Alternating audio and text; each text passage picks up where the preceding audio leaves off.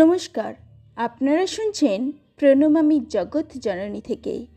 শ্রীরামকৃষ্ণ চরিত্রে তার গ্রামের গৃহস্থ ধনী পরিবার সীতানাথ পাইনের কথা আমরা পূর্বে শুনেছি। সেই সীতানাথ পাইন ও তার পরিবারের সাথে যুবক গদাধরের সম্পর্ক কেমন ছিল সেই কথাই আজ আপনাদের শোনাব। আপনারা শুনছেন প্রণমামী জগৎ জননী থেকে। এখানকার আলোচনা ভালো লাগলে অবশ্যই লাইক, কমেন্ট, শেয়ার ও সাবস্ক্রাইব করে পাশে থাকুন। শুরু করছি আজকের আলোচনা। গদাধর ওইরূপে ইহাদিগের হৃদয়ে কমে অপূর্ব প্রভাব বিস্তার করিয়াছিল। বালকের জন্মগ্রহণকালে তাহার জনক জননী যে সকল অদ্ভুত স্বপ্ন ও দিব্য দর্শন লাভ করিয়াছিলেন, সে সকলের কথা ইহারা ইতঃপূর্বেই শুনিয়াছিল।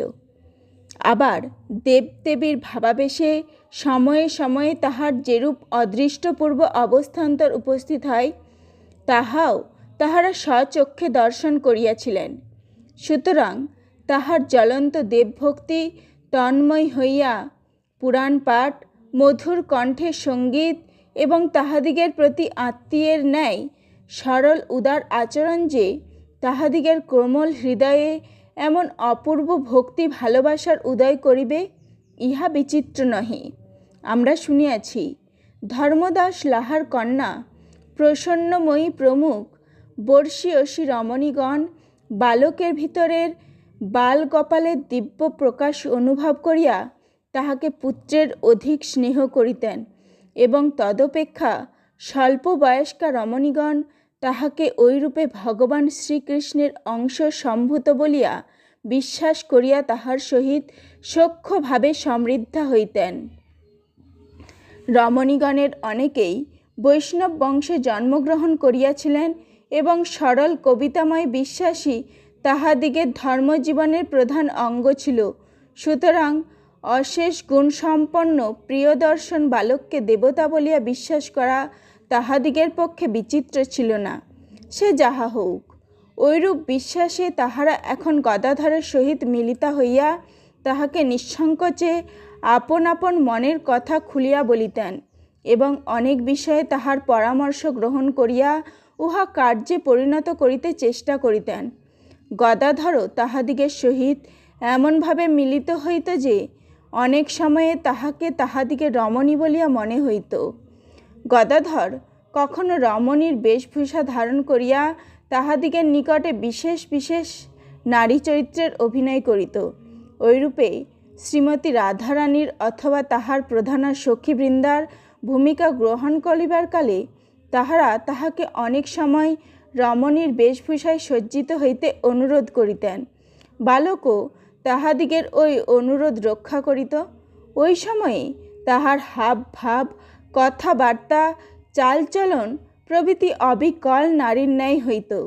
রমণীগণ উহা দেখিয়া বলিতেন, নারী সাজিলে গদাধরকে পুরুষ বলিয়া কেহই চিনিতে পারে না। উহাতে বুঝিতে পারা যায় বালক নারীগণের প্রত্যেক কার্য কত তন্ন তন্ন করিয়া ইতঃপূর্বে লক্ষ্য করিয়াছিল। রঙ্গপ্রিয় বালক এই সময়ে কোনো কোনো দিন রমণীর ন্যায় বেশভূষা করিয়া কক্ষে কলসি ধারণপূর্বক পুরুষদিগের সম্মুখ দিয়া হালদার পুকুরে জল আনয়নে গমন করিয়াছিল এবং কেহই তাহাকে ওই বেশে চিনিতে পারে নাই। গ্রামের ধনী গৃহস্থ সীতানাথ পাইনদের কথা আমরা ইতঃপূর্বে পড়িয়াছি। সীতানাথের 7 পুত্র ও 8 কন্যা ছিল এবং কন্যাগণ বিবাহের পরেও সীতানাথের ভবনে একান্নে অবস্থান করিতেছিল। শোনা যায় সীতানাথের বহু গোষ্ঠীর জন্য প্রতিদিন 10 খানি শিলে বাটনা বাটা হইত। রান্ধন কার্যে এত মশলার প্রয়োজন হইত। তদ্ভিন্ন সীতানাথের দূর সম্পর্কীয় আত্মীয়বর্গের অনেকে আবার তাহার বাটির পার্শ্বে বাটি করিয়া বাস করিয়াছিল। সেজন্য কামারপুকুরের এই অংশ বণিকপল্লী নামে প্রসিদ্ধ ছিল এবং উহা ক্ষুদিরামের বাড়ির সন্নিকটে থাকায় বণিক রমণীগণের অনেকে চন্দ্রাদেবীর নিকটে অবসরকালে উপস্থিত হইতেন।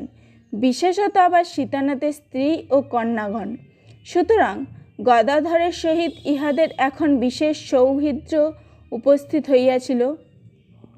ইহারা বালককে অনেক সময় নিজ ভবনে লইয়া যাইতেন এবং রমণী সাজিয়া পূর্বোক্তভাবে অভিনয়াদি করিতে অনুরোধ করিতেন।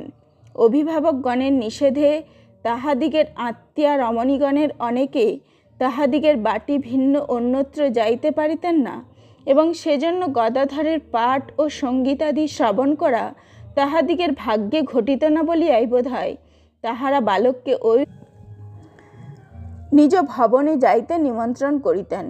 ওইরূপে যাহারা চন্দ্রাদেবীর নিকটে যাইতেন না, বণিকপল্লীর ভিতরে অনেক রমণী গদাধরের ভক্ত হইয়া উঠেছিল, এবং সে সীতানাথের ভবনে উপস্থিত হইলে তাহারা লোকমুখে সংবাদ পাইয়া তথায় আগমনপূর্বক তাহার পাঠ শ্রবণে ও অভিনয়াদি দর্শনে আনন্দ উপভোগ করিতেন।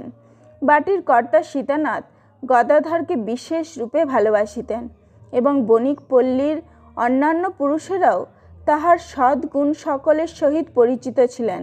সেজন্য তাহাদিগের রমণীগণ তাহার নিকটে ঐরূপে সঙ্গীত সংকীর্তনাদি শ্রবণ করেন জানিয়াও তাহারা উহাতে আপত্তি করিতেন না। নমস্কার।